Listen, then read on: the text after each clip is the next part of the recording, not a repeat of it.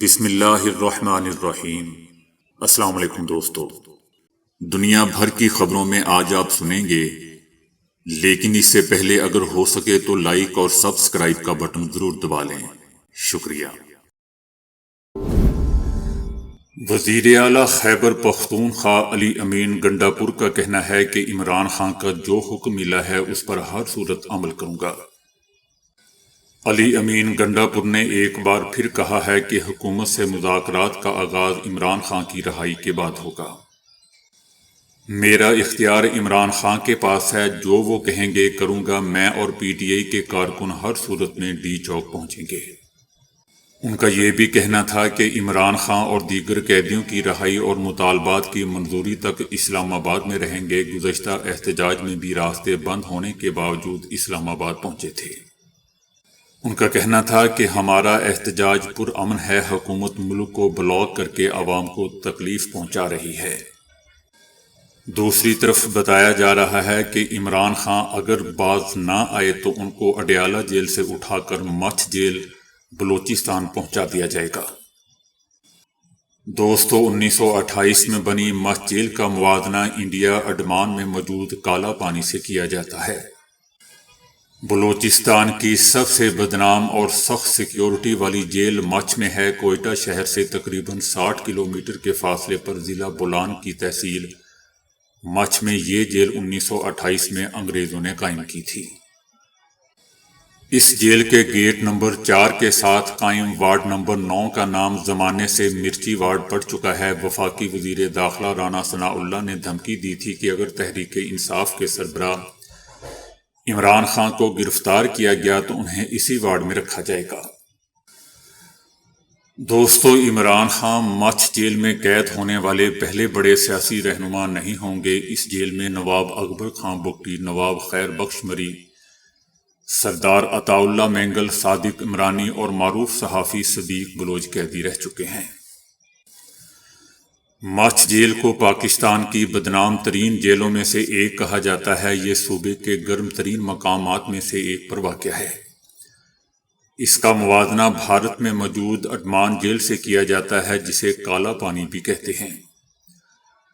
بلوچستان میں واقع اس کالا پانی میں انگریز دور میں جنگ آزادی کے ملزم لائے جاتے تھے۔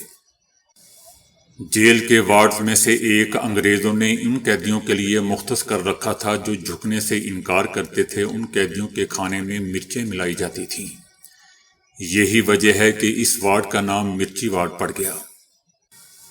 وارڈ نمبر 9 یا مرچی وارڈ جیل کے ایک طرف واقع ہے، جہاں اکثر سناٹا رہتا ہے۔ یہاں قیدی الگ الگ بیرکوں میں تنہا رکھے جاتے ہیں۔ حالیہ تاریخ میں مچھ جیل 2015 میں اس وقت خبروں میں آئی جب ایم کیو ایم کے کارکن سہولت رضا کو یہاں پھانسی دی گئی تھی۔ صبح 9 بجے قیدیوں کو بارک سے نکالا جاتا ہے۔ یہ عصر کی نماز تک اس کھلی جگہ میں بیٹھتے ہیں۔ مختلف قسم کے کھیل مثلاً کرکٹ، والی بال اور فٹ بال کھیلتے ہیں۔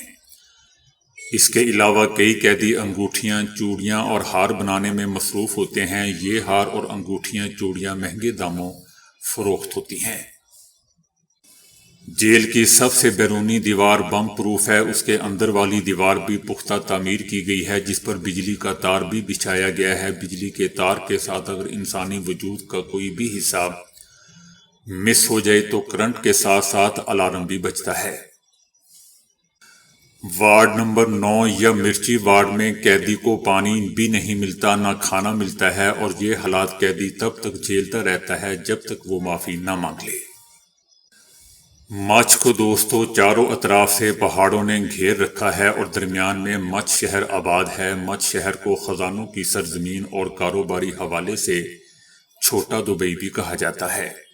اس کی وجہ مچھ سے نکلنے والی کوئلے کی کانیں ہیں۔ بتایا جاتا ہے کہ پورے ملک کے بے مہار قیدیوں کو مچھ جیل میں لایا جاتا ہے اور ان کو مہار کا کیل ڈالا جاتا ہے، پھر قیدی شیر سے بلی بن جاتے ہیں۔ مچھ جیل صوبے کی واحد جیل ہے جہاں سزائے موت کے قیدیوں کو رکھا جاتا ہے۔ مچھ جیل میں ہائی پروفائل قیدیوں کی تعداد میں ہر سال اضافہ ہو رہا ہے۔ بتایا جاتا ہے کہ اس جیل میں ایک پرندہ بھی پر نہیں مار سکتا۔ ماچھ جیل کی وجہ شہرت دوستو یہ بھی ہے کہ وہاں اگر کسی بھی سیاسی قیدی کو ڈال دیا جاتا ہے تو پہلے 3 سال تک اس کو کوئی پوچھتا ہی نہیں کہ جیل آئے ہی کیوں ہو۔ بعد میں 3 سال بعد اس سے خیر خیریت پوچھی جاتی ہے کہ بھائی جان معاملہ کیا ہے۔ ماچھ جیل کے بارے میں ایک محاورہ بہت مشہور ہے کہ جو سیاسی شخصیت اور صحافی زیادہ تنگ کرے اس کو ماچھ جیل بھیج دو، جہاں وہ بغیر عدالتی ٹرائل کے پڑا رہے گا۔ ماچھ جیل کے اندر لڑائیوں کا بھی رجحان عام ہے، حتیٰ کہ اس دوران پولیس کو بھی مار دیا جاتا ہے۔ یہاں لا تعداد قیدیوں کو پھانسی کی سزا دی گئی ہے، جن کو جلاد اسلام آباد سے آ کر پھانسی دیتے ہیں۔ وہ کیسے آتے ہیں، کب آتے ہیں، یہ صرف موت کا فرشتہ ہی دوستو یا جلاد جانتا ہے۔ بلوچستان کے لوگ اگر کسی کو بد دعائیں دیتے ہیں تو صرف 2 الفاظ کہتے ہیں کہ خدا کرے کہ ماچھ جیل کا تم پانی پیو۔ اس سے بڑی بد دعا ان کے نزدیک اور کوئی نہیں ہے۔ ایک تعلیمی کانفرنس میں تقریر کے دوران غاصب اسرائیلی صدر نے سختی کے ساتھ خبردار کرتے ہوئے کہا کہ میں موجودہ حالات میں چند ایسے واقعات پر بات کرنا چاہوں گا جو مجھے دوسرے واقعات سے کہیں بڑھ کر پریشان کرتے ہیں۔ غاصب صہیونی صدر نے زور دیتے ہوئے کہا کہ ہم جنگ کے بیچ میں ہیں، ایک ایسے وقت میں کہ جب ہم نے ہزاروں ہلاک اور زخمی شدگان کے ذریعے ایک بھاری قیمت چکائی ہے، جب ہم نے 800 سے زائد فوجیوں کو کھو دیا ہے، لیکن عین اسی وقت کیا ہو رہا ہے، قیدیوں کے اہل خانہ کے ساتھ توہین آمیز اور شرمناک سلوک روا رکھا جا رہا ہے، اور شباب کے سربراہ سمیت مسلح افواج کے سربراہ پر بھی غداری اور بغاوت، جبکہ کابینہ کے قانونی مشیر پر بھی دشمنی کا الزام عائد کرتے ہوئے اسے صحیح طرح شب برطرف کر دیے جانے کی دھمکیاں دی جا رہی ہیں۔ ان کا کہنا تھا کہ نیتن یاہو کے گھر پر لائٹ بمبوں کے ساتھ حملہ ہوتا ہے اور اس پر قوم سے غداری کا الزام لگایا جاتا ہے۔ صدر کا کہنا تھا کہ ہمارا کیا بنے گا، کیا یہ معقول ہے، کیا ہم نے کافی تکلیفیں نہیں اٹھائیں، کیا ہم واقعی طور پر یہ نہیں سمجھتے کہ اس سے اسرائیل کی سلامتی کو سخت خطرہ لاحق ہو چکا ہے؟ کیا ہم اب بھی یہ نہیں جان پائے کہ آپ اسرائیل کو خود ہی اپنے ہاتھوں سے تباہ کر رہے ہیں؟ غاصب اسرائیلی صدر کا مزید کہنا تھا کہ کابینہ کے قانونی مشیر اور شباب کے سربراہ اور فوج کے چیف آف سٹاف سمیت وزیر اعظم نیتن یاہو کے خلاف بھی جسمانی اور زبانی تشدد انتہائی ہولناک ہے، جبکہ غداری کا الزام اور برطرفی اور خون ریزی کی دھمکیاں، یہ سب کیا ہے؟ ان کا کہنا تھا کہ یہ پاگل پن ہے جس کا خاتمہ ہونا چاہیے۔ صدر نے دہائی دیتے ہوئے مزید کہا کہ ایسے لوگ بھی موجود ہیں جو جعلی ملک کی خاطر خود کو قربان کر دیتے ہیں، لیکن دوسری طرف وہ لوگ بھی ہیں جو اسرائیل کو تباہ کرنے میں مصروف ہیں، جبکہ میں نے اپنی پوری طاقت کے ساتھ ان کے خلاف لڑنے کا عہد کر رکھا ہے۔ اپنی تقریر کے آخر میں غاصب اسرائیلی صدر نے زور دیتے ہوئے کہا کہ میں تم سب کو سختی کے ساتھ خبردار کرتا ہوں کہ تم سب مل کر اسرائیل کو تباہ کر رہے ہو، اور اس پاگل پن کو ابھی سے اسی وقت رک جانا چاہیے۔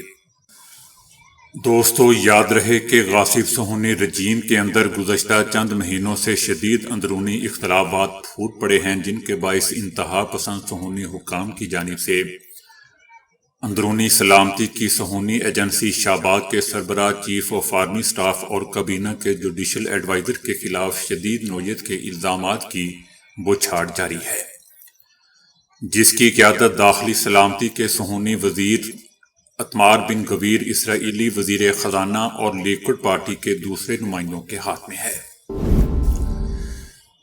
پارا چنار دوستو جنت نظیر خطہ ہے جو خوبصورت پہاڑوں اور زرخیز وادیوں پر مشتمل ہے۔ یہاں کے لوگ دیگر قبائلی علاقوں کے برعکس انتہائی پڑھے لکھے اور مہذب ہیں۔ آپ پاکستان کے کسی بھی بڑے تعلیمی ادارے میں چلے جائیں، آپ کو پارا چنار کے اسٹوڈنٹس بڑی تعداد میں ملیں گے۔ اب تو یہ بات دنیا کے بڑے تعلیمی اداروں کے بارے میں بھی کہی جا سکتی ہے کہ جنوبی کوریا سے آسٹریلیا تک دنیا کی بہترین یونیورسٹیز میں پارا چنار کے اسٹوڈنٹس بڑی تعداد میں موجود ہیں۔ وہاں کے ایک بزرگ کا کہنا ہے کہ 70 کی دہائی میں جب ذوالفقار علی بھٹو پارا چنار آئے تو انہوں نے ہمارے مشیران سے کہا کہ آپ کو کیا چاہیے، جس پر انہوں نے کہا کہ آپ ہمیں ایک کالج دے دیجئے۔ اس پر بھٹو نے کہا کہ کالج کو کیا کرو گے، کوئی روڈ، کوئی چھوٹا موٹا ڈیم لے لو، جس پر مشیران کا کہنا تھا کہ ہمیں تو کالج ہی چاہیے۔ یوں وہ کالج قائم ہوا جس نے تمام قبائلی ایجنسیوں میں کرم ایجنسی کی تعلیمی برتری میں اہم کردار ادا کیا۔ یہاں کے لوگ بہت محنتی ہیں، آپ پہاڑوں کی چوٹیوں پر چلے جائیں، وہاں بھی آپ کو زراعت کرتے لوگ ملیں گے۔ یہاں کا چاول بہت مشہور ہے۔ ایک وقت تھا دوستو کہ یہاں کی شرح خواندگی اسلام آباد سے زیادہ تھی۔ جب پورے کے پی میں بچیوں کے سکول جلائے جا رہے تھے تو دوستو پارا چنار کی سڑکیں چھٹی کے ٹائم پر چادروں میں ملبوس بیٹیوں سے بھر جاتی تھیں۔ اس تعلیمی مزاج نے پارا چنار کے لوگوں کو دیگر ایجنسیوں کے لوگوں سے مختلف سوچنے والا بنا دیا۔ آپ کو یاد ہوگا کہ 4 سال تک پارا چنار کا محاصرہ رہا تھا اور لوگ افغانستان سے پارا چنار میں داخل ہوتے تھے۔ اس وقت بھی بنیادی لڑائی طالبان کی اطاعت اور انہیں افغانستان میں جانے کے لیے محفوظ راستہ دینے کی تھی۔ پارا چنار طوطے کی چونچ کی طرح افغانستان سے یوں جڑا ہوا ہے کہ 3 طرف افغانستان، ایک طرف پاکستان ہے۔ افغانستان کے 3 صوبے یہاں سے نزدیک ہیں اور پاکستان کے کسی بھی بڑے شہر سے کابل یہاں زیادہ نزدیک ہے۔ یہی دفاعی اہمیت یہاں کی طاقت ہے اور ہر مسلح گروہ اسے اپنے حق میں استعمال کرنا چاہتا ہے۔ پارا چنار کے لوگوں نے کسی کے لیے استعمال ہونے سے انکار کر دیا ہے، جس کی انہیں قیمت 4 سال تک مسلسل افغانستان سے آ کر ادا کرنی پڑی۔ آپ مالی، تعلیمی، نفسیاتی نقصان کا اندازہ ہی نہیں لگا سکتے۔ لوگوں کی بیرون ملک ملازمتیں چلی گئیں، اسی طرح سینکڑوں مریض علاج نہ ہونے کی وجہ سے مر گئے اور اس کے علاقے میں ہونے والے حملوں میں سینکڑوں لوگ شہید ہو گئے۔ اہلیان پارا چنار نے اس جبر کو کسی بھی صورت قبول نہیں کیا۔ پارا چنار کے لوگ جانتے ہیں کہ ایک بار انہوں نے اس ظالمانہ فسادی گروہ کو راستہ دے دیا تو ہمیشہ کے لیے محکوم ہو جائیں گے اور دین اور دنیا دونوں میں خسارے میں رہیں گے۔ ایک بریگیڈیئر صاحب بتاتے ہیں کہ ان علاقوں پر ایک جگہ حملہ ہوتا ہے اور وہاں پر لوگ شہید ہو جاتے ہیں، کچھ گاڑیاں بچ جاتی ہیں، وہ آگے جاتی ہیں۔ دوسرے گاؤں میں ایک دوسرا حملہ ہوتا ہے، مزید شہادتیں ہو جاتی ہیں اور جو گاڑیاں بچ جاتی ہیں وہ آگے جاتی ہیں اور تیسرے گاؤں میں بھی مزید شہادتیں ہو جاتی ہیں۔ اتنے منظم طریقے سے اور اتنی منصوبہ بندی کے ساتھ حملے ہوتے ہیں۔ کیا عام آبادی کے پاس اتنے وسائل ہیں؟ اس طرح حملے تو ہالی ووڈ کی فلموں میں بھی نہیں ہوتے۔ بچے، خواتین اور بزرگ شہید کیے جاتے ہیں اور ان کی باڈیز کی بے حرمتی کی جاتی ہے۔ پارا چنار کو ہمیشہ راستے کے معاملے پر بلیک میل کیا جاتا ہے اور ان کی دکھتی رگ سمجھ کر اس کو بے دبایا جاتا ہے۔ ایسا نہیں کہ صرف یہی راستہ ہے، ایک اور متبادل راستہ موجود ہے جس کے 90% پر شیعہ آبادی ہی ہے اور باقی کچھ زمینیں جو افغان مہاجرین کو بطور امداد کچھ عرصے کے لیے دی گئی تھی اور بعد میں انہوں نے ٹھیکے پر لے لی تھی۔ آج انہوں نے ہی راستہ روکا ہوا ہے۔ جب انہیں کہا کہ زمینیں خالی کر دو تو انہوں نے ٹھیکہ دینا بھی بند کر دیا اور بندوقیں اٹھا لی۔ لوگ جب بھی یہاں اپنی زمین پر جاتے ہیں 2-4 باڈیز لے کر واپس آتے ہیں۔ یہ کہاں کا دستور ہے؟ انسان اپنی زمین پر گئے اور خون میں نہلا دیا جائے۔ ریاست کو اپنے قانون کی عملداری یقینی بنانا ہوگی، جو جس کی زمین ہے اس کے حوالے کرنا ہوگی۔ پارا چنار سے قربانی لی جا چکی ہے اور انہیں ضرورت سے زیادہ استعمال کیا جا چکا ہے۔ جنگ جن کی ہے انہی کو لڑنی چاہیے، عام عوام کو استعمال نہ کریں۔ ضرورت ہے تو انہیں فوج میں بھرتی کیا جائے، ان کی تربیت کی جائے، یہ آپ کے لیے بہترین جنگجو ہوں گے۔ فرقہ وارانہ بنیادوں پر لڑنا ہیروشیما پر ایٹم بم گرانے سے زیادہ خطرناک ہے۔ یہ سوچنا ہوگا کہ جن لوگوں نے طالبان کے مقابلے میں پاک فوج کا دفاع کیا انہیں کبھی اس بارڈر سے گرم ہوا نہیں آنے دی۔ امن پسندی ایک وقت تک اچھی ہوتی ہے، امن وہی اچھا ہوتا ہے جو ہمیں حاصل ہو۔ میرے مال و جان کی قربانی کی قیمت پر کسی دوسرے کو امن حاصل ہو، اس سے بڑی کوئی بکواس نہیں ہے۔ میرے لیے یہ بات ناقابل فہم ہے اور میں یہ ماننے کے لیے تیار نہیں ہوں کہ ہماری فورسز اس قابل نہیں ہے کہ 20 کلومیٹر کا علاقہ ان سے کلیئر نہ ہو سکے۔ عمران خان نے پی ٹی آئی قیادت کی تشویش پر اہلیہ بشریٰ بی بی کو سیاست سے دور رہنے کا حکم دے دیا، کیونکہ پی ٹی آئی کی مرکزی قیادت کی اکثریت نے خود کو بشریٰ بی بی کے بیان سے الگ کرنے کا فیصلہ کر لیا۔ بشریٰ بی بی کے بیان پر پاکستان تحریک انصاف کی قیادت میں تشویش پائی جاتی ہے اور عمران خان نے بشریٰ بی بی کو کسی بھی معاملے سے پہلے پارٹی سے مشاورت کا کہہ دیا ہے۔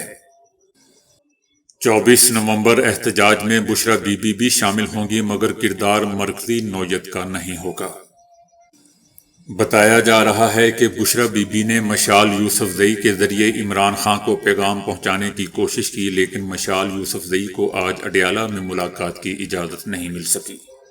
پارٹی قیادت کی تشویش پر عمران خان نے بشریٰ بی بی کو سیاست سے دور رہنے کا حکم دے دیا ہے۔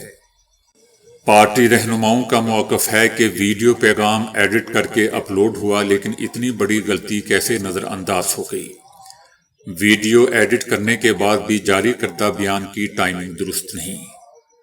دوستو، یاد رہے کہ بشریٰ بی بی نے اپنے ویڈیو بیان میں کہا تھا کہ عمران خان جب مدینہ ننگے پاؤں گئے اور واپس آئے تو باجوہ یعنی سابق آرمی چیف قمر جاوید باجوہ کو کالز آنا شروع ہو گئیں۔ جنرل باجوہ کو کہا گیا کہ یہ آپ کس شخص کو لے کر آئے ہیں؟ ہمیں ایسے لوگ نہیں چاہیے، ہم تو پہلے ہی اپنے ملک سے شریعت ختم کرنا چاہ رہے ہیں، ہمیں ایسے لوگ نہیں چاہیے۔ تب سے ہمارے خلاف گند ڈالنا شروع کر دیا گیا، میرے خلاف گند ڈالا گیا، عمران خان کو یہودی ایجنٹ کہنا شروع کر دیا گیا۔ ایسا دوستو بشریٰ بی بی کا کہنا تھا۔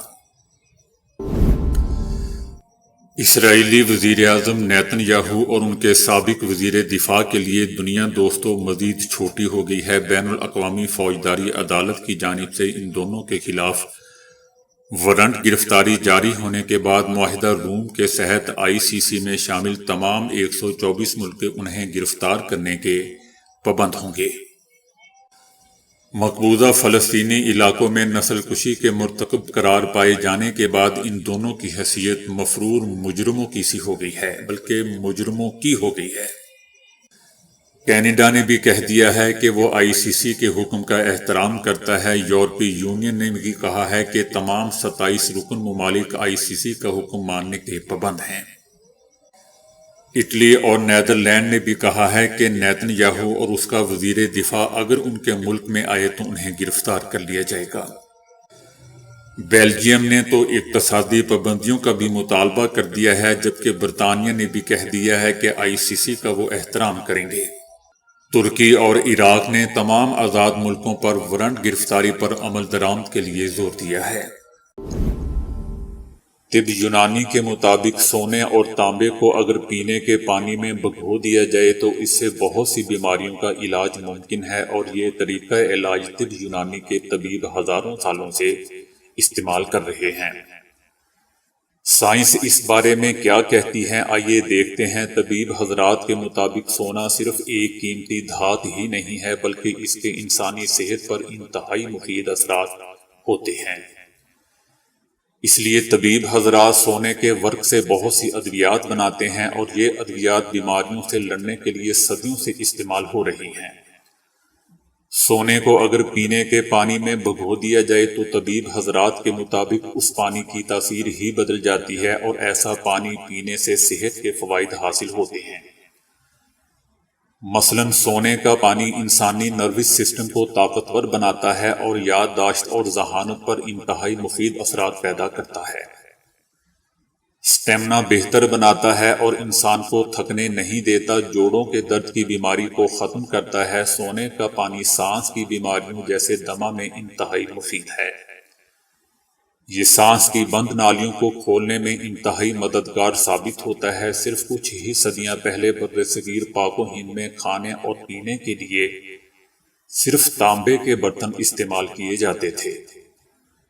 اور مانا جاتا تھا کہ ان برتنوں میں کھانا کھانے سے صحت پر اچھے اثرات پڑتے ہیں۔ طبیب حضرات کا کہنا ہے کہ تانبے کے برتن میں پانی پینا یا پینے کے پانی میں تانبے کو بھگو دینے سے صحت کے لیے کافی فوائد حاصل کیے جا سکتے ہیں۔ مثلاً موٹاپے جیسی جان لیوا بیماری لاحق نہیں ہوتی، یہ جگر کے لیے انتہائی مفید ہے، ہڈیوں کو مضبوط بناتا ہے، پولیو کا خاتمہ کرتا ہے، ہائپر ٹینشن میں سکون دیتا ہے، بڑھتے ہوئے کولیسٹرول کو کم کرتا ہے، سٹریس اور دماغی ٹینشن کو ختم کرتا ہے، اس سے پیرالائسس کی بیماری لاحق نہیں ہوتی۔ یہ نروس اور سرکولیٹنگ سسٹم کو بہتر بناتا ہے۔ دوسری طرف سائنس صرف ان باتوں کو مانتی ہے جسے وہ لیبارٹری میں ثابت کر سکے، اور سائنس کا اس بارے میں کہنا ہے کہ سونا اور تانبا دونوں ایسی دھاتیں ہیں جو پانی میں حل پذیر نہیں ہیں، اور ان کو پانی میں بھگونے سے پانی پر کوئی اثرات مرتب نہیں ہوتے، لہذا ماڈرن سائنس ایسی طب کو یکسر نظر انداز کرتی ہے۔ ذراتی فزکس کے سب سے بڑے بین الاقوامی مرکز سرن میں تقریباً 900 سائنسدانوں کی عالمی ٹیم کا کہنا ہے کہ انہیں شاید ایک ایسے نئے بنیادی ذرے کے شواہد ملے ہیں جو ممکنہ طور پر کسی پانچویں قوت کا نمائندہ بھی ہو سکتا ہے۔ یہ شواہد انہیں 2011 سے 2018 کے دوران کئی تجربات سے جمع ہونے والے ڈیٹا کا باریک بینی سے تجزیہ کرنے کے بعد حاصل ہوئے ہیں۔ تازہ شہادتیں اگرچہ اتنی مضبوط ہیں کہ ان کے غلط ہونے کا امکان صرف 0.1% یعنی 1000 میں سے 1 جتنا ہے، لیکن فزکس میں نئی شہادتوں اور ثبوتوں کو دریافت کرنے کے لیے دوستو ان کے غلط ہونے کا امکان 35 لاکھ میں سے صرف 1 ہونا چاہیے۔ دوستو اب تک ہم کائنات میں 4 بنیادی قوتوں سے واقف ہیں جنہیں ہم نے بالترتیب قوت ثقل یعنی گریوٹی، برقی مقناطیسی قوت یعنی electromagnetic force, weak nuclear force اور اسٹرانگ نیوکلیئر فورس کے نام دے رکھے ہیں۔ قوت ثقل یعنی گریوٹی کو چھوڑ کر باقی تینوں کائناتی قوتوں کو آپس میں یکجا کرنے کے لیے اسٹینڈرڈ ماڈل کے نام سے ایک تھیوریٹیکل فریم ورک تقریباً 50 سال سے موجود ہے۔ تو دوستو ابھی کے لیے اتنا ہی۔